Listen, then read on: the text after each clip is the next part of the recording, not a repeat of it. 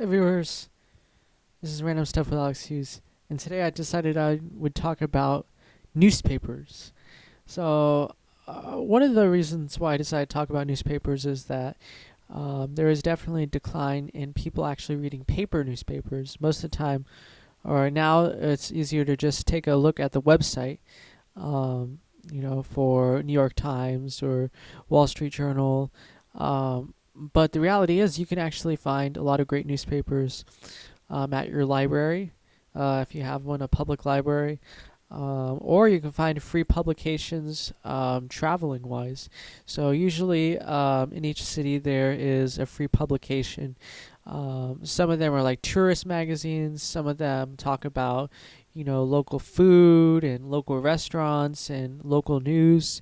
For example, in our area of Vista and northern San Diego County, we have a pretty big free newspaper called the CoastNews, and most of these newspapers are free because of the ads that are put into the newspapers. But it's a good sized newspaper. Especially, we used to have what was called North County Times when I was younger, and I used to remember reading that because of the people. They stand at the intersections and they'd be selling the newspaper to you, and it'd come in a plastic bag. And North County Times was actually pretty big. Some of the buildings are actually still there in Oceanside. The sign is actually still there. It shut down about probably 7, 8 years ago, and the Union Tribune, which is of course a giant newspaper because you have the San Diego Union Tribune, is kind of absorbed it. But other free publications are like the O-Sider, which is a magazine about Oceanside, and it talks about like restaurants, events happening. Usually have a good sized calendar. In addition to where to basically what to do, and of course they have advertising too for local businesses. Another magazine that I've seen is elclasificado, which is a Spanish, basically a Spanish version of Penny Saver, which used to be around. And so it has like listings of what people are trying to sell, jobs, or different services, basically classifieds. There's also El Latino, which is a Spanish newspaper, basically. Some things in the local area as well as national. El Impacto is another one that you can find. If you're by the tortilla place on Main Street, you can actually see El Impacto. And it's a basically sponsored by like one person, one company actually makes that, which is I think called BBC Travel, which is in on South Santa Fe. But some of their stories can be a little far-fetched. They have a celebrity section, they have a religious section, and then they have like these odd stories. If you take a look at the San Diego Reader, which is a kind of like a magazine that comes out weekly, like an alternative lifestyle magazine. So they have tattoos, a lot of alcohol, drugs, and but they have a really good food section, I will say. I've definitely found a lot of great restaurants in the San Diego area because of San Diego Reader. Um, but I'm not a fan of their drug promotion. If you take a look at the back, but that's where you find news of the weird, which are these kind of funny back page stories, and that's what El Impacto has. Usually they have like a health section in the front or a main story they talk about. Another ones that I like to read a lot is well, when I go to Encinitas, they have like Encinitas magazine, which is kind of like the Carlsbad magazine, which is basically basic. The magazines have what you would want to go to, like where do you want to go to in Carlsbad or Encinitas. Usually they have a local story, and that kind of ties into advertising in terms of a specific business they talk about in that issue. So you have usually like art section as well, events, what is going on. But it's a really nice magazine, very well presented for Carlsbad and Encinitas. Encinitas has its own newspaper, which is called Encinitas Advocate. It's pretty small. It has like events going on and local issues. I believe Solana Beach has its own newspaper as well. Most of these are free. You can pick them up in those little the containers. You lift up the thing, but you don't have to pay though. You don't have to, because it's all free. And in addition, Vista has, if you're looking for a free publication to look at, I think the Chamber of Commerce has its own kind of like Vista magazine. So they have like the mayor's address, and then they have, local listings, and usually kind of who was accepted into the chamber, and usually a front page story. In addition to that, if you take a look at what's in San Diego, you have the City Beat, which is another. I thought the City Beat was pretty much the Reader. Like they look very similar to each other, but they're both alternative presses, so they do promote certain lifestyles that may not be moral, I would say. I love music. I love the rock music. I think tattoos are pretty cool. I'm not a fan of the excessive, alcohol promotion and the drug promotion at the back. But Pacific is another magazine that's really nice. Great paper, great images, and usually Pacific is talks a lot about there's a lot of alcohol advertising, but the nightlife, where you want to go, the big events happening. So they have a great calendar section. I definitely enjoy just like the imagery of it. But other than that, on my travels, I've actually seen this past summer I saw a huge magazine like targeting the high end shopper luxury magazine, but free though. It's pretty big. It's called Local, and so it's like a higher end consumer. Basically, it's like shopping, mostly focused on shopping. Uh, but other than that, you have, I believe Del Mar has its own newspaper, which looks a lot similar to the Encinitas. If you go down to Escondido or San Marcos area, you'll find the paper, which is, I like, it's like old timey, like old people. There's great joke section. There's usually the main page news is like a story, a nostalgia piece, reminiscing. I remember there was a couple about the pioneers out west. There's one that was about traveling up to Oregon. There was a couple about celebrities and pop culture, but not like current pop culture, more like the pop culture from like 60 years ago or something. um, Escondido has its own I believe it has its own publication as well in addition to that, like a City of Escondido magazine. um, and then so each city usually has its own kind of like magazine to promote the businesses in the area, the events, the food, the drinks.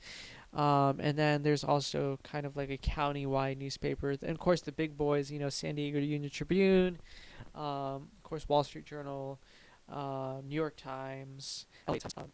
San Diego business also. So the reality is, when you're going there and traveling, you get the idea of what the culture is like in the area. And so when I started traveling, I was picking up these all the time, and I'd read them on the bus, and I just spent hours basically, because the commute to and from my locations I wanted to go to were quite extensive. So I would just spend the time looking at the news, maybe saving some things, going.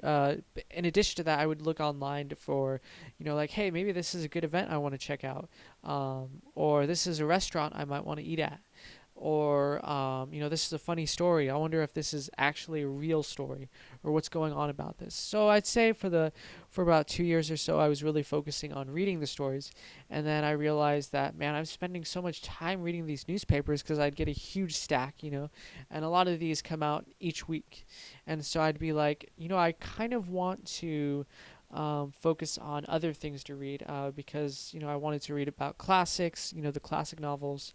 Um, Kind of curious, after being in high school, I was just wondering, like, man, why are these classics? Why are they so important? Like the Macbeth, or um, The Great Gatsby, or Lord of the Flies, or the Old Man and the Sea, all the stuff you have to read when you're in high school. And so I was like, oh, maybe I should take a look at what American culture is like. Why do we revere these big literary greats? And, maybe it's kind of like important for me, you know, to take a look at these, huge novels that have made a difference in literature. So I basically kind of moved away from reading a lot of the newspapers, probably about a little over a year ago, and then I've just been using them as kind of evidence, because community service work, And also with a new internship, I've been focusing more like reading it, not just to read it leisurely, but to kind of focus on like targets like, okay, I have this, I want to collect data, I want to collect evidence for a certain topic. Let me see if this publication or this newspaper or magazine has anything about that. And that way it builds my case for what I'm interested in doing. And so, usually I'd read it, highlight it, and then tear it out, and then I would keep it in my files because, I'd want to preserve it so that way I can look back or I can use it to my advantage. So I'd say for the last year or so, I've been doing that because I've been kind of busy with time and deciding what I want to read.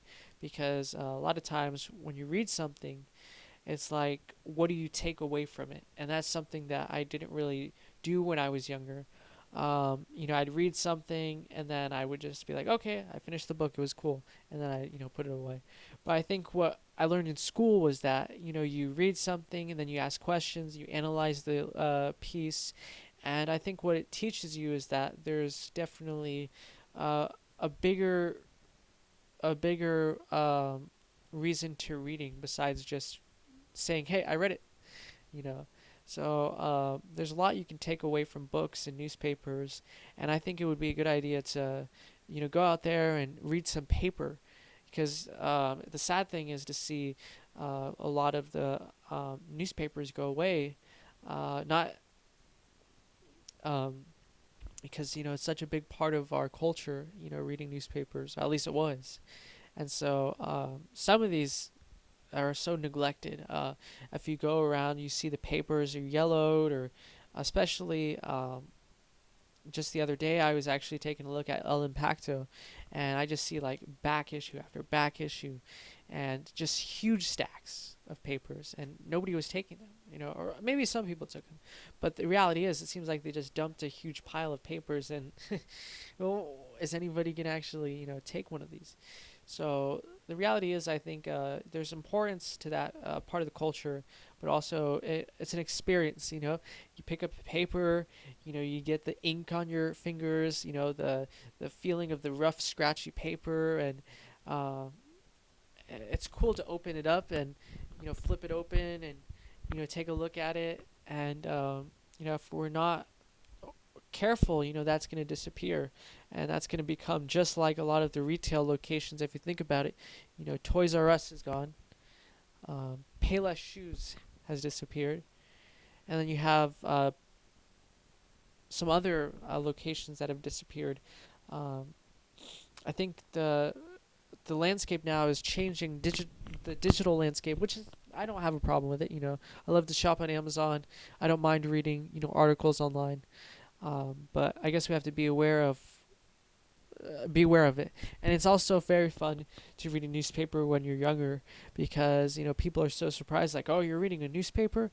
And I remember yeah, it was pretty funny. I was in San Clemente, and I was at the beach, and I was just reading the local papers, and a guy came up and was wondering, why are you reading the papers? You should be out there chasing the girls. Because I'm pretty young, I'm at the beach. So I thought it was very funny. And another guy caught my attention. I guess he noticed me more because I was young and I was actually reading a newspaper, and it was kind of strange.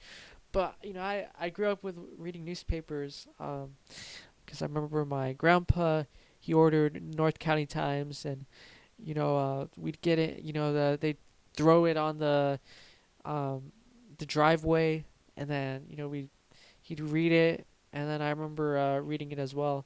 Grandma used to keep the food section. North County Times was great because they separated into usually the front page news, local, business, sports, film, and food, and that's what would be the case. Is she would save the recipes, and I would tend to look at Fry's. I enjoyed the fact that Fry's had a huge catalog, and you could take a look at the computers and the RAM and the tablets and whatnot that were available, and I thought that was very fun.